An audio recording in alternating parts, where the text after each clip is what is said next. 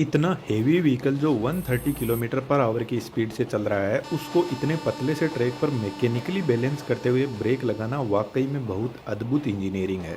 इतनी heavy sparking होती नहीं है ब्रेक लगाते टाइम जितनी हमने दिखाई है, लेकिन इमरजेंसी ब्रेकिंग के टाइम ब्रेक शू से हल्की स्पार्किंग या बहुत ज़्यादा हेवी लोडेड लोकोमोटिव में व्हील स्लिपेज की वजह से स्पार्किंग होती है। ट्रेन के इस डिब्बे को कोच बोलते हैं। आप जो कोच देख रहे हैं वह LHB कोच है। इसके नीचे 2 बोगी लगी रहती है जिनमें 4-4 व्हील्स होते हैं और इन 8 व्हील्स पर इक्वल ब्रेक फोर्स अप्लाई होता है। अब ट्रेन चाहिए कितनी भी लंबी हो, हर व्हील के पास में ब्रेक फोर्स पहुंचता है, लेकिन इस ब्रेक फोर्स का मास्टरमाइंड इंजन में लगा हुआ एक पावरफुल कंप्रेसर होता है। यह कंप्रेसर एयर ब्रेक, ट्रेन के एयर सस्पेंशन, बाथरूम, हॉर्न सभी को एयर सप्लाई करता है। यह स्पाइरल टाइप कंप्रेसर है जिसको किसी और वीडियो में बात करेंगे। इसके साइड में 2 स्पाइरल लगे हैं जो एयर प्रेशर क्रिएट करते हैं और बीच में एक पावरफुल 3 फेज इंडक्शन मोटर लगी रहती है। इस कंप्रेसर से 2 पाइप निकलती है, एक break pipe in short BP जो ग्रीन कलर की होती है और second feed pipe in short FP जिसका कलर व्हाइट होता है। जब इंजन को ट्रेन के कोच से कनेक्ट किया जाता है तो उसी टाइम इन दोनों ब्रेक और फीड पाइप को भी कोच से कनेक्ट कर दिया जाता है। लेकिन दोस्तों, जब इंजन कोच से कनेक्टेड नहीं रहता है तब भी उनमें प्रॉपर इलेक्ट्रिसिटी की सप्लाई रहती है। कमेंट में जरूर से लिखना कोच में कहां से सप्लाई आती है। इंजन और कोच के दोनों साइड में ही वाल लगे रहते हैं जिनको एंगल कोक बोलते हैं। इनका यूज जब इंजन को अलग किया जाता है तो इन पाइप से प्रेशर कम ना हो जाए इसलिए बंद कर दिया जाता है। अब यह दोनों पाइप हर बोगी से होते हुए ट्रेन के लास्ट कोच की बोगी तक जाती है। हम किसी एक बोगी का ब्रेक मैकेनिज्म समझते हैं। इंजन में रखा हुआ कंप्रेसर इस फीड पाइप में कॉन्टिन्यूसली प्रेशर भेजता रहता है और फीड पाइप इस रिजर्वोयर से कनेक्टेड रहती है, लेकिन रिजर्वोयर में एयर भेजने से पहले एक वाल लगा रहता है आगे के मैकेनिज्म को मेंटेनेंस के काम के लिए, और एक डस्ट कलेक्टर लगा रहता है जो डस्ट को आगे नहीं जाने देता। इसके अलावा एक नॉन रिटर्निंग वाल जिसको शॉर्ट में NRV बोलते हैं जो सिर्फ फीड पाइप से एयर को रिजर्वोयर में आने देता है लेकिन वापस नहीं जाने देगा। कंप्रेसर इतना हाई लेवल का प्रेशर भेजता है कि इस रिजर्वोयर में पर सेंटीमीटर स्क्वायर में 6 kg एयर को कंप्रेस करके भर दिया जाता है। इस रिजर्वोयर की कैपेसिटी 125 लीटर एयर की होती है। रिजर्वोयर के पास में एक और 75 लीटर का टैंक लगा हुआ है जो टॉयलेट में एयर प्रेशर को भेजता है। अभी हम इसके बारे में बात नहीं करेंगे इसलिए हमने इसके कनेक्शन भी नहीं किया है।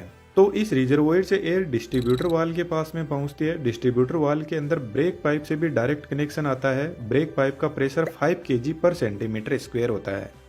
यह वाल बहुत बेहतरीन तरीके से काम करता है। इस वाल से आउटपुट जो निकलता है वह दोनों बोगी की तरफ एयर प्रेशर को भेजता है ब्रेक एप्लीकेशन के लिए।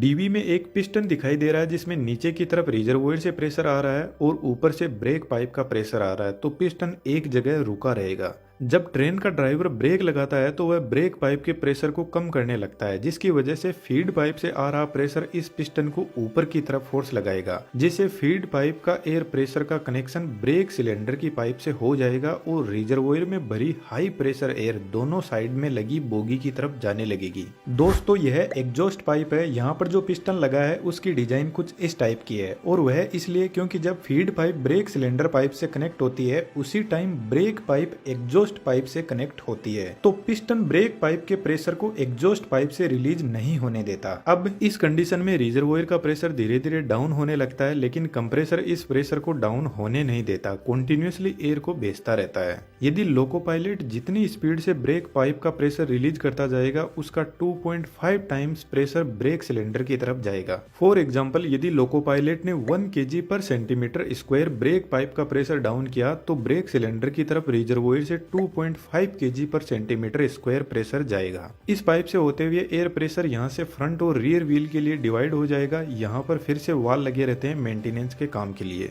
यह पाइप दोनों फ्रंट व्हील के लिए जा रही है और यह पाइप इन दोनों व्हील तक पहुँचती है। हम एक व्हील के ब्रेक मैकेनिज्म को समझते हैं। दोस्तों, एक थोड़ा बारीक मैकेनिज्म है, इसको समझना अभी डिजिटल आते हैं। एयर प्रेशर सबसे पहले ब्रेक सिलेंडर में आता है। ब्रेक सिलेंडर में डायफ्राम होता है जो एयर के प्रेशर से कुछ इस तरीके से मूव करता है। अब डायफ्राम का फोर्स इस पिवट पॉइंट पर पहुंचता है और इस पिवट पॉइंट से ब्रेक फोर्स ब्रेक शू पर जाता है और ब्रेक शू ब्रेक डिस्क पर घिसने लग जाता है और धीरे धीरे ट्रेन का व्हील रुकने लगता है। यह सेम प्रोसेस सभी व्हील्स के साथ में होती है। ब्रेक डिस्क कुछ इस टाइप की बनी होती है जिसमें कुछ ऐसी बार होती है जो इसकी कूलिंग में हेल्प करती है।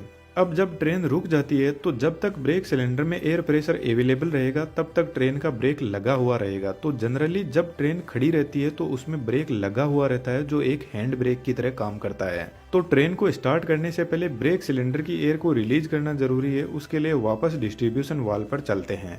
जब तक ट्रेन में ब्रेक अप्लाई रहता है तब तक रिजर्वोयर जिसमें एयर फीड पाइप से आती है वह कंटिन्यूअसली इस पिस्टन को ऊपर की तरफ फोर्स लगा के रखती है। लेकिन ब्रेक रिलीज के टाइम कंप्रेसर फिर से ब्रेक पाइप का प्रेशर बढ़ाने लग जाता है और एक कंडीशन आती है जब पिस्टन वापस नीचे की तरफ आने लगेगा, जिससे रिजर्वोयर का कनेक्शन हट जाएगा और ब्रेक सिलेंडर में जो पाइप अब तक प्रेशर भेज रही थी उसका कनेक्शन इस एयर रिलीजिंग पाइप से हो जाएगा। डायफ्राम के पास में एक स्प्रिंग लगी रहती है जो डायफ्राम को वापस नॉर्मल पोजीशन पर आने के लिए फोर्स लगाती रहती है। तो जैसे ही ब्रेक सिलेंडर वाली पाइप का कनेक्शन इससे होगा तो स्प्रिंग ब्रेक सिलेंडर की एयर को पूरी बाहर की तरफ रिलीज कर देगी और ब्रेक रिलीज हो जाएगा। ट्रेन के ब्रेक रिलीज करते टाइम कुछ ऐसी आवाज एयर की हमें सुनाई देती है। डिस्ट्रीब्यूशन वाल्व के पास में एक छोटा टैंक और होता है, इसमें ब्रेक पाइप के प्रेशर को परमानेंटली फीड कर दिया जाता है ताकि जब ब्रेक पाइप का प्रेशर रिड्यूस हो तो डिस्ट्रीब्यूशन वाल्व इस छोटे से टैंक से कंपेयर कर सके कि ब्रेक पाइप का प्रेशर कितना रिड्यूस हुआ है। ट्रेन में एक और ब्रेक होता है हर कोच के अंदर जिसको चेन पुलिंग बोलते हैं। तो जब कोई भी चेन पुलिंग करता है तो एक्चुअल में वह ब्रेक पाइप के प्रेशर को रिलीज कर देता है जिससे ट्रेन में ब्रेक अप्लाई हो जाते हैं।